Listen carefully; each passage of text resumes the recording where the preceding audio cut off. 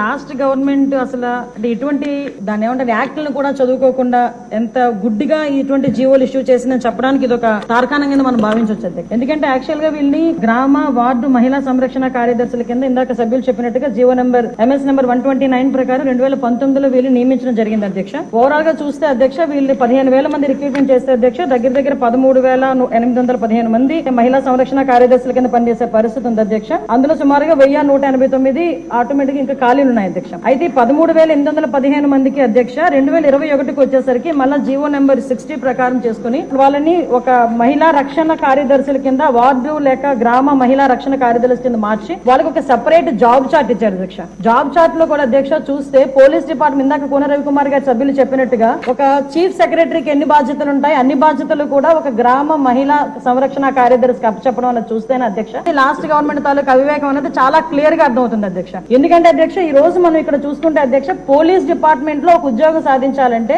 వాళ్ళు శారీరక దారుఢ్య పరీక్షలు వాళ్ళు నెగ్గాలి, రిటర్న్ టెస్ట్ వాళ్ళ ఎగ్జామ్ పాస్ అవ్వాలి, 9 months ట్రైనింగ్ కఠోరమైన ట్రైనింగ్ ఉంటుంది అధ్యక్ష. కఠోరమైన ట్రైనింగ్ తర్వాతనే ఆ పోలీస్ కానిస్టేబుల్స్ కింద వాళ్ళు అందరూ కూడా బయటకు వచ్చి పోలీస్ డిపార్ట్మెంట్ వర్క్ చేసే పరిస్థితి ఉంటుంది అధ్యక్ష. కానీ వీళ్ళని మహిళా రక్షణ కార్యదర్శి కింద ఏర్పాటు చేసిన తర్వాత కేవలం 2 వారాలు వాళ్ళకి ట్రైనింగ్ ఇచ్చి ఒకటేమో ఒక వారం పోలీస్ డిపార్ట్మెంట్ వాళ్ళు ఇంకొక వారం ICDS డిపార్ట్మెంట్ వాళ్ళు ట్రైనింగ్ ఇచ్చి ఓవరాల్ చెప్పాలంటే వీళ్ళు గ్రామాల మీద వదిలేశారు అధ్యక్ష. వాళ్ళు పంపించిన తర్వాత కూడా వాళ్ళకి ఇష్టాలు కూడా గ్రహించకుండా పోలీస్ డ్రెస్ కూడా వాళ్ళకి వేయడానికి ఇంచుమించుగా పోలీస్ యూనిఫామ్ కూడా వాళ్ళకి వేయాలి అని చెప్పి వాళ్ళు రిస్ట్రిక్ట్ చేస్తే వాళ్ళు కూడా దానికి భయపడి బాధపడి చాలా మంది కోర్టులకు వెళ్లిన సందర్భాలు కూడా ఉన్నాయి అధ్యక్ష. ఈ రోజు కోర్టులో దగ్గర 7 రిట్ పిటిషన్లు మహిళా కార్యదర్శికి సంబంధించి ఆ పోలీస్ డ్రెస్ విషయంలోని కానీ వీళ్ళు జాబ్ చార్ట్ ఒక అవగాహన లేక డబ్బులు ఇచ్చుకుని పెట్టుకున్నాడు కదా. ఆ మేధావులందరూ కలిపి ఆల్రెడీ 12,000 మంది వీళ్ళు పనిచేస్తున్నారు కదా, వీళ్ళని మనం పోలీసుల కింద కన్వర్ట్ చేసేస్తే వాటిని తగ్గించి వచ్చని ఒక ఉచిత సలహా పడేశారు అధ్యక్ష. దానికి వెనకాతలు ఒక పోలీస్ డిపార్ట్మెంట్ మీద ఒక అవగాహన, పోలీస్ రిక్రూట్మెంట్ మీద ఒక అవగాహన, వాళ్ళ తాలూకా జాబ్ చార్ట్ మీద ఒక అవగాహన ఉండుంటే ఇలాంటి పని చేసి ఉండేవారు కాదు అధ్యక్ష. ఈ రోజు వీళ్ళ పరిస్థితి ఏమైపోయిందంటే వీళ్ళు వెళ్ళి రిపోర్ట్ చేయాల్సింది గ్రామ సెక్రటరీకి రిపోర్ట్ చేయాలి.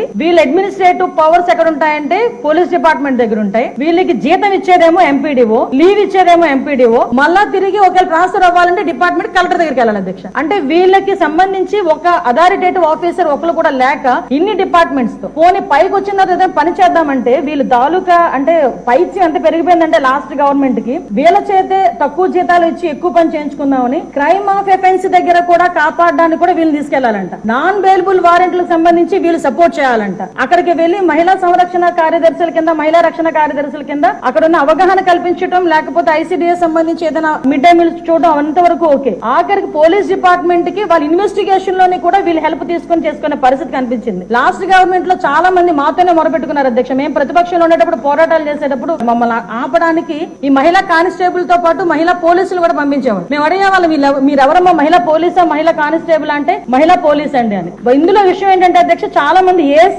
అయిపోయిన వాళ్ళు ఉన్నారు. మళ్ళీ ఇంకోటి ఏంటంటే MTechలు BTechలు చేసుకుని కొంతమంది ఫ్యామిలీస్ పోలీస్ డిపార్ట్మెంట్ లోకి కొంతమంది యాక్సెప్ట్ చేస్తారు, కొంతమంది యాక్సెప్ట్ చేయకపోతారు. ఇలాంటి సిచ్యువేషన్స్ అన్నింటిలోని కూడా ఈ రోజు వీళ్ళు పడుతున్న బాధ అధ్యక్ష వర్ణనాతీతం. ఇంకొకటి ఇందులో కొసమేర్పు ఏంటంటే ఎన్నో సంవత్సరాల కానిస్టేబుల్ కింద చేస్తే హెడ్ కానిస్టేబుల్ ప్రమోషన్ వస్తుంది. హెడ్ కానిస్టేబుల్ దగ్గర నుంచి ఒక ASI, SI, CA ర్యాంక్ వరకు వెళ్తారు. వీళ్ళు ఎటువంటి రిక్రూట్మెంట్ లేదు, ఎటువంటి శారీరక దృఢ పరీక్షలు లేవు, ఎటువంటి రిటర్న్ టెస్టులు లేవు, ఎటువంటి ట్రైనింగ్స్ లేవు. వీళ్ళకి కూడా మహిళా పోలీస్ దగ్గర నుంచి అప్ టు ఇన్స్పెక్టర్ వరకు కూడా వీళ్ళకి కూడా ఒక ప్రమోషన్ జాబ్ చార్ట్ ఇచ్చేసి ఒక జీవో కూడా రిలీజ్ చేశారు అధ్యక్ష. అప్పుడు మనందరం అనుకునే వాళ్ళం తొగ్గులకు పరిపాలన దానికి ఇది ప్రత్యేక సాక్ష్యం కింద మనం ఈ మహిళా రక్షణ కార్యదర్శుల గురించి చూడాలంటే ఇది మనం చెప్పుకోవచ్చు అధ్యక్ష. ఇన్ని రకాలుగా వీళ్ళు చేసిన అధ్యక్ష వీళ్ళకి ఏంటంటే అధ్యక్ష ఎస్కార్ డ్యూటీలు, బందోబస్తు డ్యూటీలు, వాళ్ళు అక్కడికి వచ్చి ఏడ్చేవారు అధ్యక్ష. ప్రస్తుతం చాలా మంది మేము వచ్చిన తర్వాత కూడా ఇప్పుడు ఈ విషయంలోనే గౌరవ సభ్యులందరూ కూడా చెప్పడం జరిగింది. వీళ్ళు పోలీస్ డిపార్ట్మెంట్ కి సంబంధించిన వాళ్ళ కింద ఉంచాలా లేకపోతే ICDS లో మనం పంపించుకోవాలా, వేరే ఎవరికైనా ఏదైనా జాబ్ చార్ట్ ఇచ్చి సపరేట్ గా వీళ్ళు ఏదైనా మనం చేయాలా అనేది ఆలోచన చేసుకోవడానికి